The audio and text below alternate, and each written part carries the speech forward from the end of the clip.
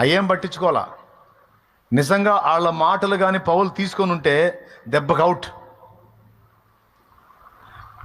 దెబ్బకే out. పాము కరిచింది, విషం ఎక్కిద్ది, పాము కరిసి వదిలేలా మళ్ళా ఎగ్దం అలా పట్టుకొని ఉంది అంటే బాడీలోకి విషం పంపిస్తూ ఉంది.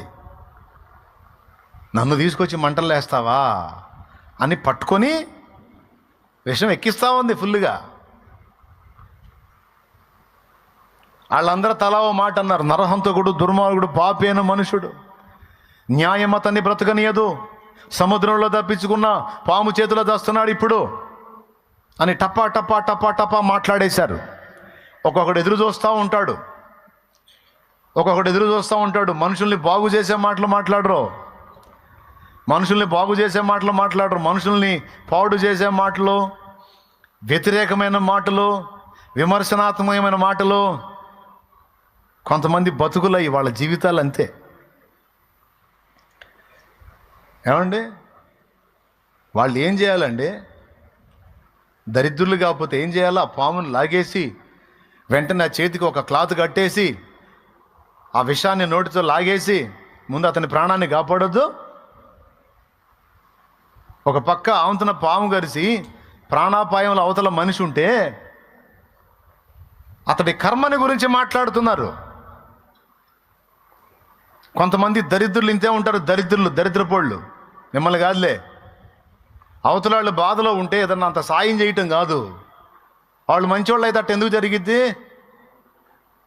దేవుడు అన్యాయస్తుడు కాదు.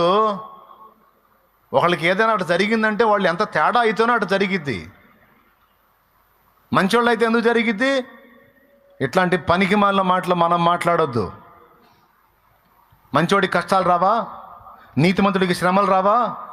దేవుని వాక్యం ఏం చెప్పింది? నీతిమంతునికి కలుగు ఆపదలు అనేకములు, ఆయనను వాటన్నిటి నుండి యెహోవా వాణ్ణి తప్పించును, కాపాడును.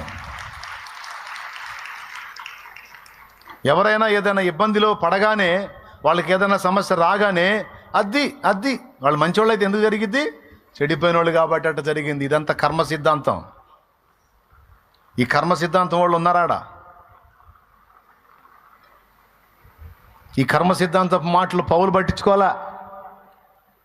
వాళ్ళ మాటలు నిజంగా నీ బోటోళ్ళు నా బోటోళ్ళు అయితే ఖచ్చితంగా తీసుకుంటారు. ఇక ఆవంతన పడి నురుగు కక్కుని గెలగలు దండుకొని సావటమే వాళ్ళ మాటల దెబ్బకే. పౌలు అయితే ఏం చేశాడో తెలుసా?